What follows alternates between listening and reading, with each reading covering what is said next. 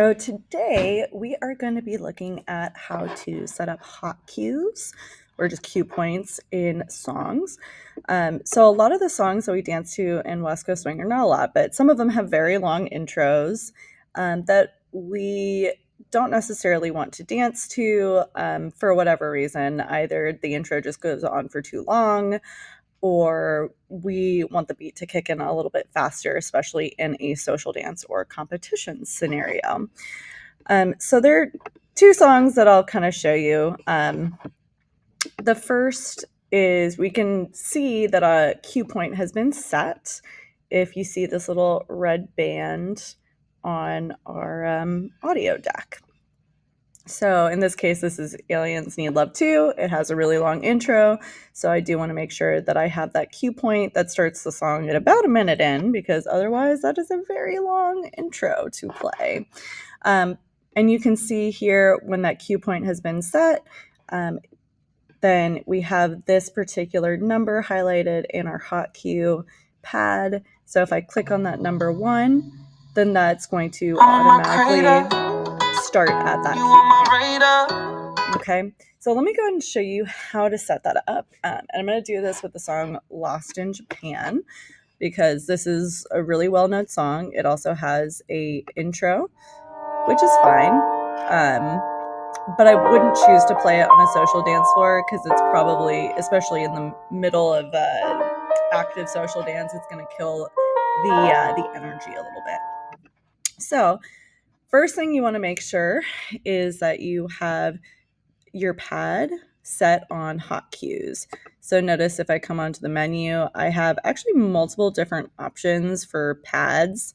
I tend to jump between using stems sometimes. We can talk about that in a different video. There's also like sampler options on your pad.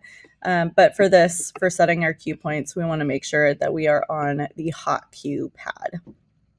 Okay, so a really straightforward way of doing this is just playing through the song until we get to the point where we want the song to start, which is going to be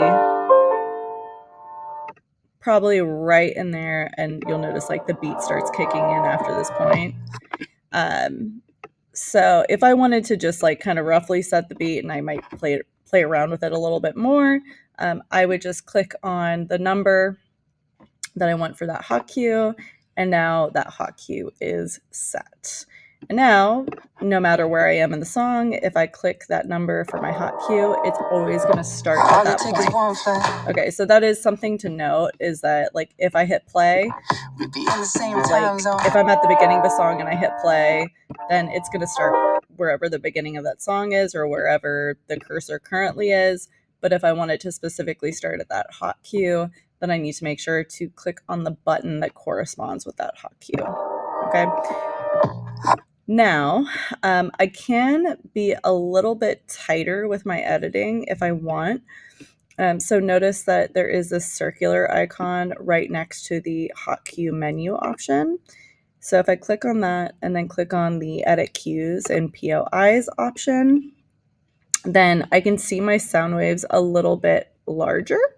And actually in here, it's a little easier for me to drag my cue point around a little bit more. So I could be like, yeah, JK, I actually want my cue point over here.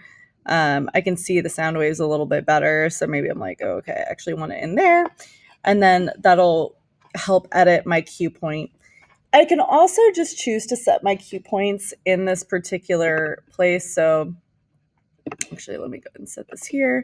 And then notice like this sound or this bar is now separate from where my cue point is.